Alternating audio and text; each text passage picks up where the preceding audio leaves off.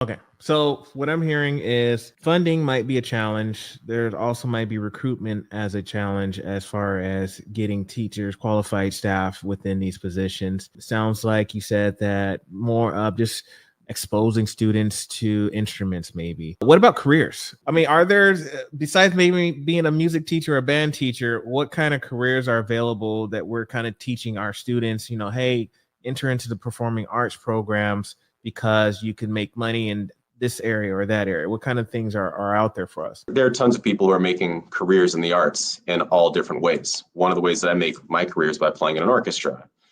People are performing artists playing in orchestras, chamber ensembles, as soloists, playing in jazz groups. People are freelance musicians. If you think, especially in a place like New York City, on any given night, all the different venues that are filled with artists, people singing, playing instruments, dancing, acting, all these things, it's actually an enormous economy, right?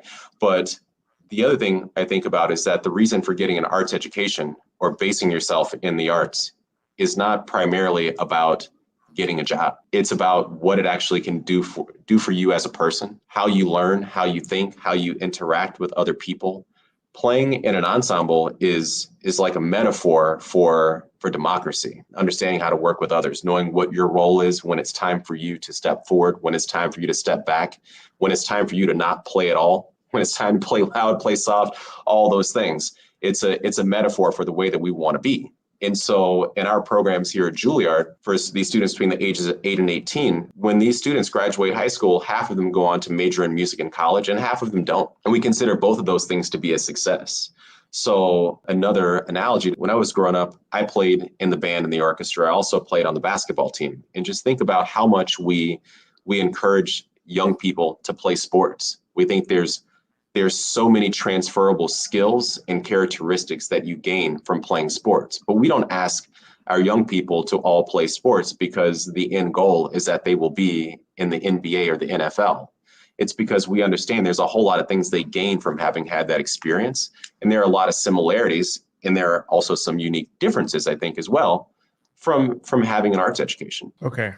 Well, okay. So for that level, like the pre-college level, it's more of developing the skills to maybe, like you said, know when to play loud, know when to play soft, and, from a metaphorical standpoint, right? Interacting with other folks. So in essence, what I'm hearing is that these pre-college programs, for example, Juilliard's pre-college program is a great preparational program for students that are looking to move into higher education or just enter into the workforce afterwards. Yeah, I think they're great skills for life, regardless of what you choose to do. If you want to be a musician, you want to be a doctor, you want to be a politician, anything in between, the skills that you develop learning how to be an artist are really important. Playing these instruments, it's not an easy thing to do.